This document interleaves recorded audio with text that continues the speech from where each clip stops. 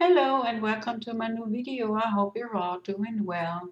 Some time ago I made those coasters. I called them peekaboo coasters with mica powders and temporary tattoos, and the video I'm showing you now is about the same technique with other inlays.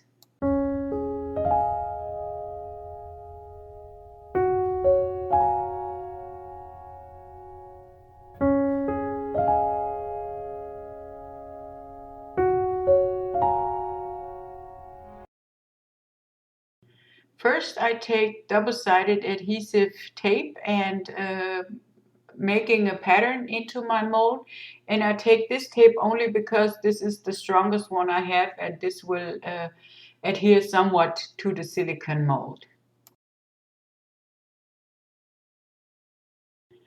I do that because I want to save some time to take the mica back out when I put it on there, but how that went I will show you soon.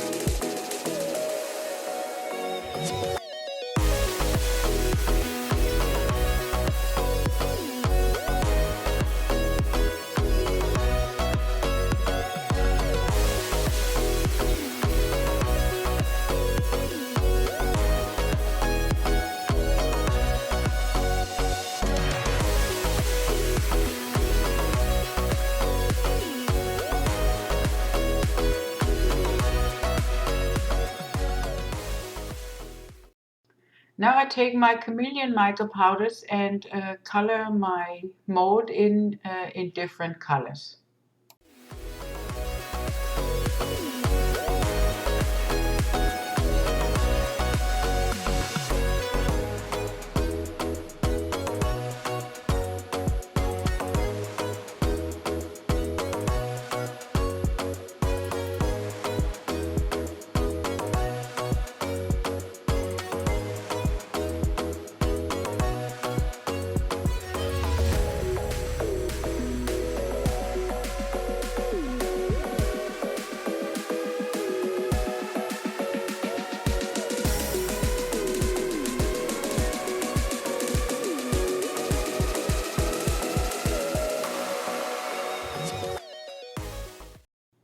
And because I want to color in my rim as well with the mica powder, those tape strips were much too long, so I just cut them off.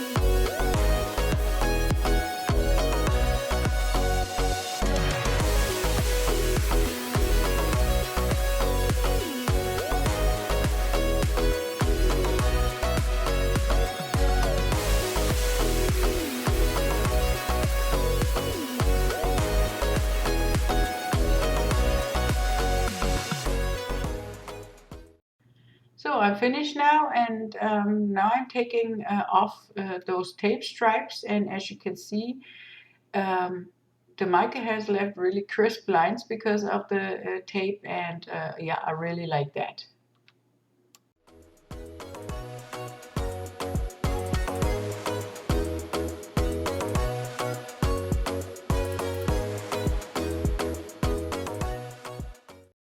So now I'm taking another mica powder and coloring in all the leftover spaces. And where there already is some mica powder, the other color will not stick to it. So the lines will stay as crisp as you see them right here.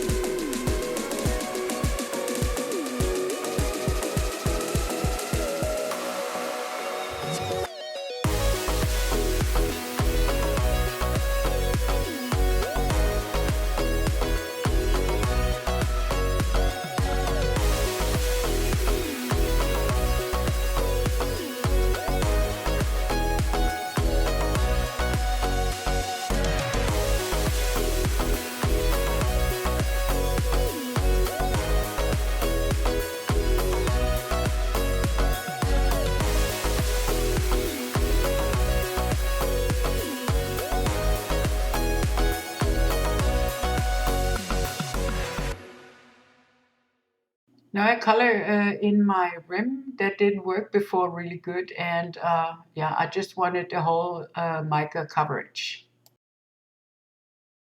And this is what it looked like in the end.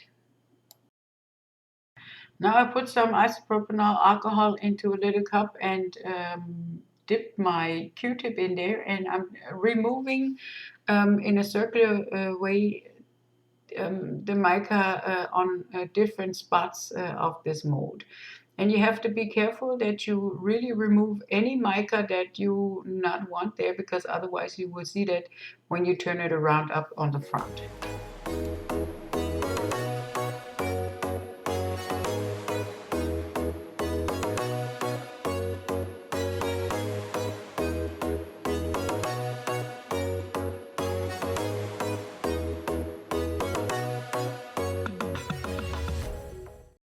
And when I was finished, this is what it looked like.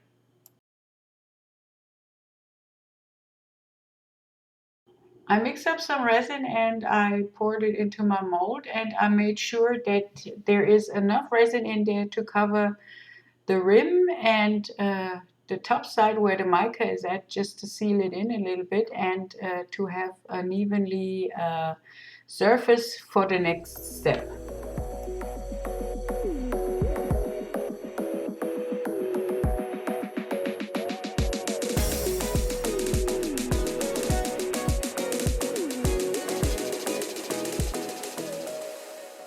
So for the next step, I used in my first video a temporary tattoo. I'm not going to do that this time. I'm using those little thingies that are made with leftover resin, and yeah, if you have leftover, you just have a bunch of those sometime.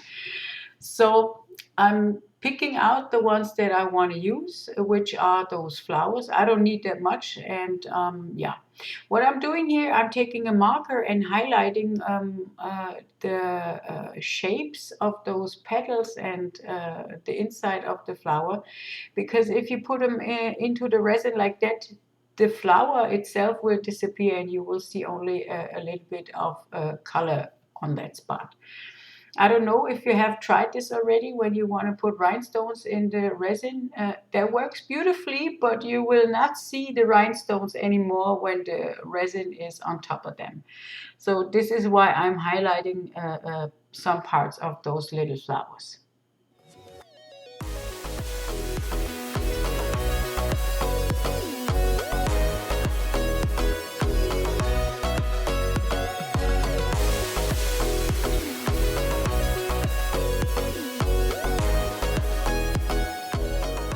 Yeah, and these are the ones that I'm going to use. It is about 2 hours later, and I really forgot to film how I put those little flowers in there. And now I have some little pieces made out of shrink plastic that I colored some time ago and shrunk it.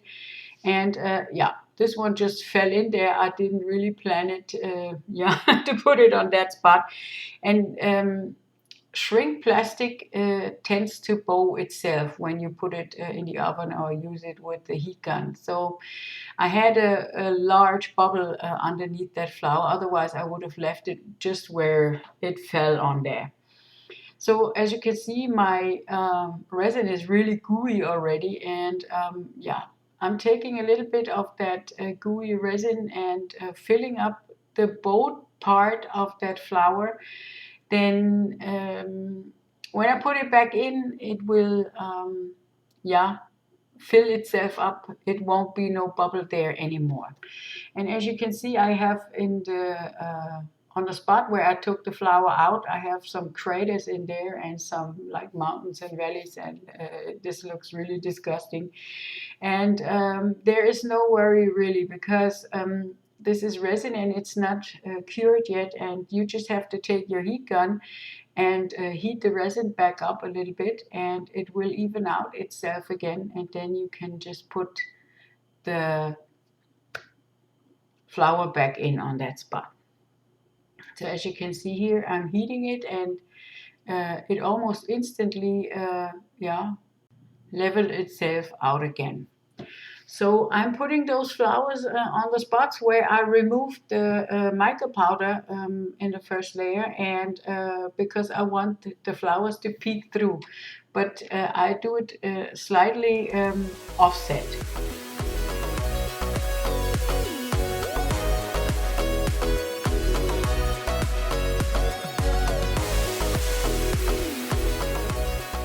And now we have to just let it cure.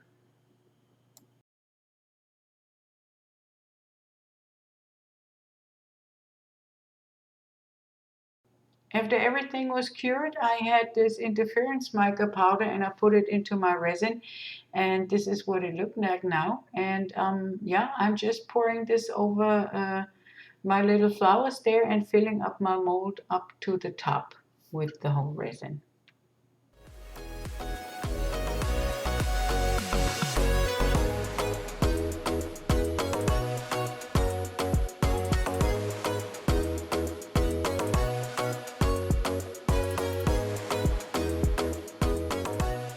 So I'm about to demold now, and I'm really curious, yeah, how this is going to look like, because I haven't done it in this way either. So this is going to be my first time as well. So here it goes. Yeah, and as you can see the stripes, the crisp lines, and if you have it in a certain angle, the lines will appear, and the windows will show the stuff that's underneath. I really like that. What do you think about it?